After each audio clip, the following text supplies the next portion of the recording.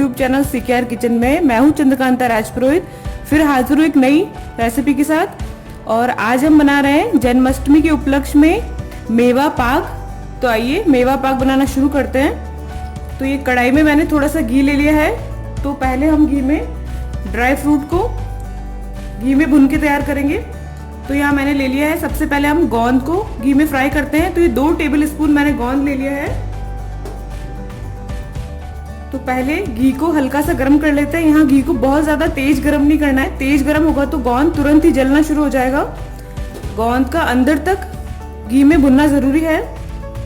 तो इसमें अपने पसंद के हिसाब से और भी ड्राई फ्रूट ऐड कर सकते हैं। चाहे तो आप काजू डाल सकते हैं, मखाने डाल सकते हैं, किशमिश भी डाल सकते हैं।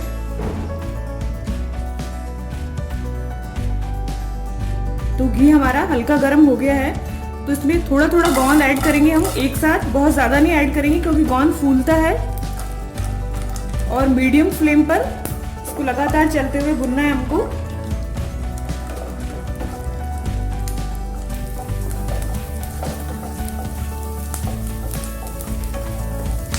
गोंद को बहुत ज्यादा हाई फ्लेम पर नहीं भुनना है।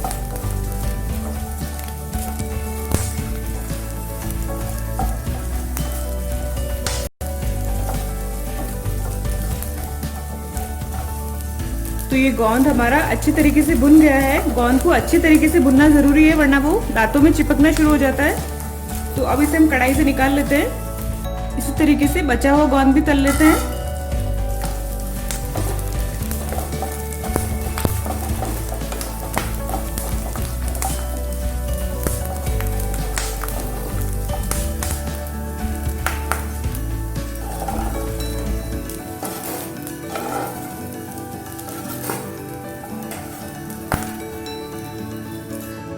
अब इसी घी में हम आधा कप के करीब बादाम को तल लेते हैं।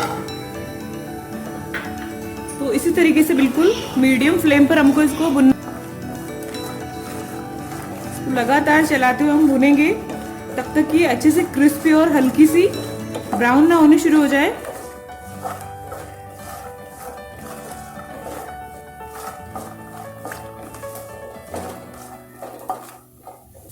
तो ये बादाम भी भुन गई है, तो इनको भी हम कढ़ाई से निकाल लेते हैं। अब इसी घी में हम 1 टेबल स्पून खरबूजे के बीज डाल रहे हैं। खरबूजे के बीज अगर आप चाहें तो 2-3 टेबल स्पून भी ले सकते हैं अपने टेस्ट के हिसाब से। तो इनको भी घी में हम हल्का सा भुन लेंगे। तब तक ये चटकना ना शुरू कर दे, तब तक इनको घी में भुनना है।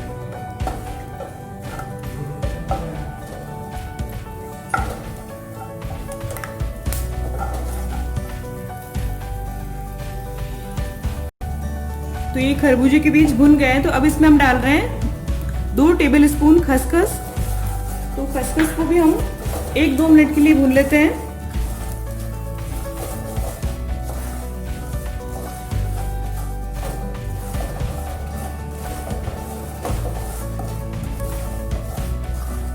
तो सभी ड्राई फ्रूट को इस तरीके से भून के हम डालते हैं। तो मेवा पाक का जो टेस्ट है बहुत ही अच्छा आता है। और मेवा पाक महीने भर तक खराब नहीं होता है, सेल्फ लाइफ भी इसकी बढ़ जाती है। तो ये खसखस भी इसमें घी में भुन गई है। तो अब इसमें हम 1 कप खोपरे का बूरा डाल रहे हैं। ये रेडीमेड कोकोनट का बूरा है जो मार्केट में इजीली मिल जाता है। इसकी जगह अगर चाहें तो साबुत सूखे हुए नारियल को कद्दूकस करके भी यूज कर सकते हैं। तो इनको भी हम 2-3 मिनट के लिए मीडियम फ्लेम पर लगातार चलाते हुए भून लेंगे।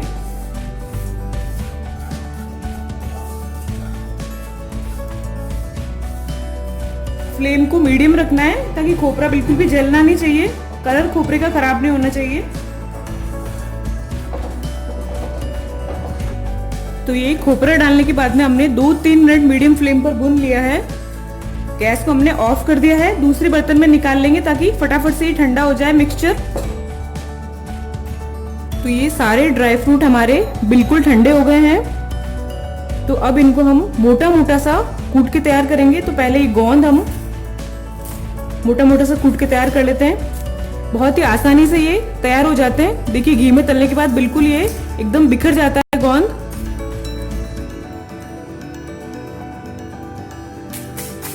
तो बहुत ज्यादा बारीक नहीं करना है हमको, बस हल्का मोटा मोटा कूट के और तैयार करना है। तो इस तरीके से दरदरा कूट के हम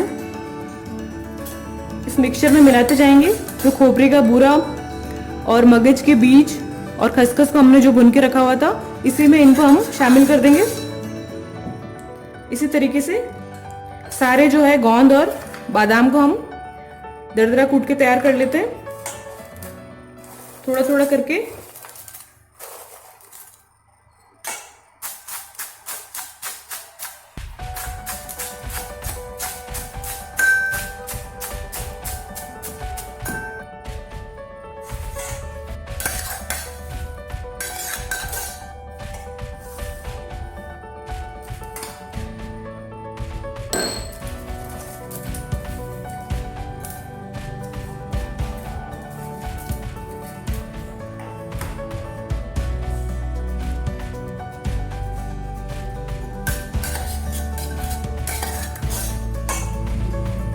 तो इसी तरीके से हम बादाम को भी क्रश कर लेते हैं। तो थोड़ी थोड़ी बादाम डालकर हम इसी तरीके से मोटा मोटा कूट लेते हैं। घी में भुनने के बाद में बहुत ही आसानी से बादाम को हम क्रश कर सकते हैं।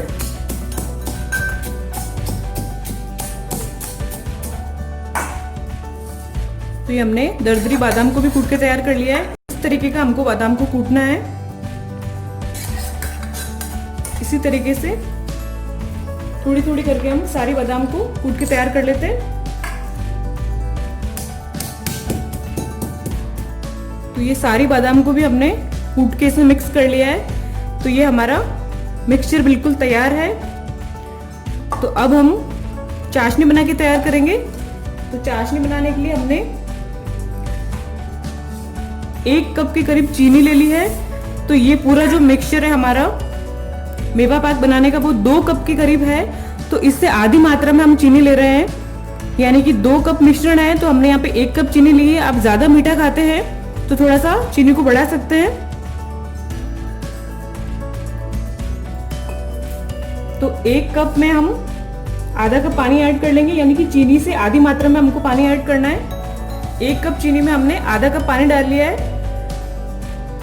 2 बाउल हमने, अगर बाउल से नाप के अगर हम देखें तो 2 बाउल चीनी ली थी और 1 बाउल पानी ऐड कर लिया है। और वैसे कप के हिसाब से देखें तो ये 1 कप चीनी थी और आधा कप पानी है।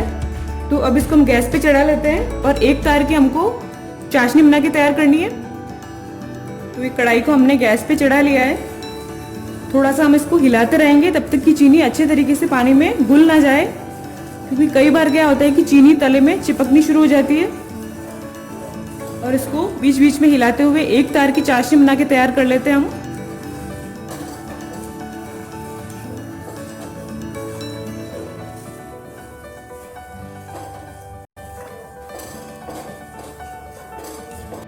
तो चीनी अच्छे तरीके से पानी में घुल गई है। तो अब गैस को हम मीडियम कर लेंगे और मीडियम फ्लेम पर चाशनी को पकने देंगे। बीच बीच में हम चलाते रहेंगे।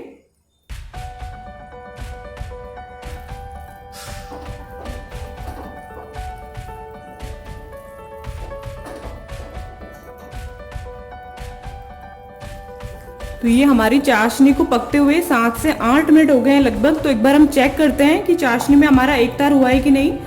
तो हम कटोरी में 1-2 ड्रॉप डाल के और उसको बिल्कुल ठंडा कर लेंगे एक बार। और ठंडा होने के बाद हम चेक करके देखते हैं। तो ये ड्रॉप को बिल्कुल ठंडा कर लिया है। तो अंगूठे और उंगली के बीच में हम इस तरीके से लेके और चाशनी को हम चेक करेंगे। तो बिल्कुल एक तार बनना चाहिए।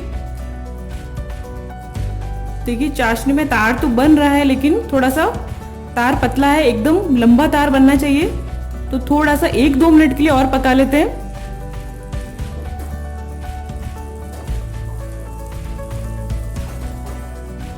तो यहाँ पे चाशनी का परफेक्ट होना बहुत जरूरी है। अगर 1 तार की अच्छी चाशनी नहीं बनेगी तो फिर जो बर्फी हम कटिंग करेंगे वो बिल्कुल लूज हो जाएगी। एकदम परफेक्ट बर्फी आपकी जम के तैयार नहीं होगी। तो ये देखिए 2 मिनट हमने और पका लिया है चाशनी को। तो अब हम चेक करते हैं। तो ये देखिए बिल्कुल अच्छा 1 तार बन रहा है। इसी तरीके की 1 तार की चाशनी हमको बना के तैयार करनी है। तो तो अब हम गैस को बिल्कुल स्लो कर लेंगे और नारियल के बूरे का और ये ड्राई फ्रूट का जो मिक्सचर हमने तैयार किया था वो पूरा मिक्सचर हम इसमें ऐड कर लेंगे चाशनी में। गैस को यहाँ पे बिल्कुल स्लो करना है हमको। तो ये मिक्सचर हमने चाशनी में ऐड कर लिया है। तो अब अच्छे तरीके से एक बार इसको हम मिक्स कर लेंगे चाशनी में। मिक्स होने के बाद हमने इसको आधे 1 मिनट के लिए थोड़ा सा भून लिया था बिल्कुल धीमी फ्लेम पर। तो बिल्कुल भी ये कढ़ाई में चिपक नहीं रहा है, यानी कि ये बिल्कुल जमने की कंसिस्टेंसी में आ गया है। तो गैस को हम ऑफ कर देते हैं। बिल्कुल इसी तरीका हो जाना चाहिए ये। तो यहाँ हमने घी से ग्रीस की हुई थाली ले ली है ताकि बर्फी को निकालने में इजी रहे। तो ये मिक्सचर हम थाली में ऐड कर देंगे।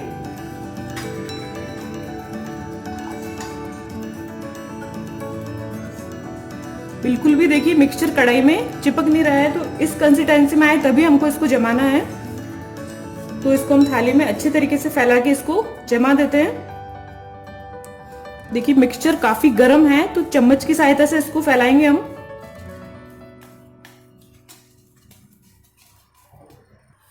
तो देखिए चम्मच से प्रेस करके इसको मैंने थाली में सेट कर लिया है।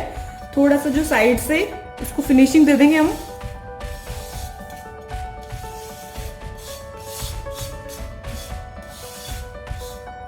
तो ये हमने मेवा पाक को थाली में सेट कर लिया है। तो 5 मिनट थोड़ा सा ठंडा होने के बाद में कटिंग के निशान लगा लेंगे हम, ताकि बर्फी हमारी इजीली थाली से हम बाहर निकाल सकें।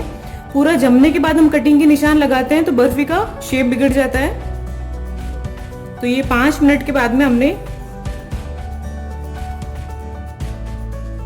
हल्का सा ठंडा हो जाने के बाद में हमने चाकू से कटिंग के निशान लगा लिया है। तो अब इसको हम बिल्कुल ठंडा होने देंगे 4-5 घंटों के लिए। उसके बाद में हम बर्फी को थाली से अलग करेंगे। मेवा पाक हमारा अच्छे तरीके से सेट होकर तैयार हो गया है। तो अब इसके पीसेस हम थाली से निकाल लेते हैं। तो अगर इनको निकालने में हल्का सा मुश्किल लगता है तो थोड़ा सा कुछ सेकंड के लिए इसको गैस ऑन करके और थाली को इस तरीके से गैस पे घुमा लेंगे तो ये बहुत ही इजीली निकल जाएगा। देखिए बहुत ही आसानी से निकल रहे हैं पीसेस।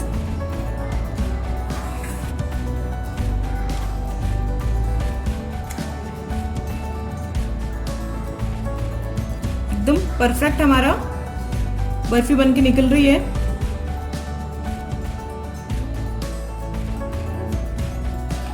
इसी तरीके से हम सारी जो है मेवा पाक की बर्फियां निकाल देंगे।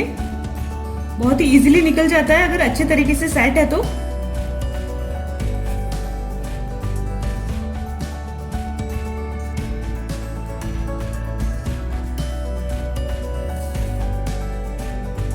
सारे मेवा पाक के पीसेस निकाल के अलग कर लिए प्लेट में। बिल्कुल परफेक्ट बहुत ही शानदार मेवा पाक बनके रेडी हुआ है। तो रेसिपी को फॉलो करें। इसी तरीके से आप भी मेवा पाक की रेसिपी को बना के ट्राई जरूर करें। वीडियो पसंद आया तो लाइक शेयर सब्सक्राइब जरूर करें। बेल आइकन को दबाएं ताकि नए वीडियो का नोटिफिकेशन आप तक पहुंच सके। और इस बार कन्हैया जी को आप जन्माष्टमी पर मेवा पाक का ही भोग लगाएं। और आपकी रेसिपी कैसी बनी है कमेंट करके जरूर बताएं। आप सभी को मेरी तरफ से जन्माष्टमी की बहुत बहुत शुभकामनाएं। तो फिर मिलूंगी एक नए वीडियो के साथ। तब तक के लिए शुक्रिया, धन्यवाद।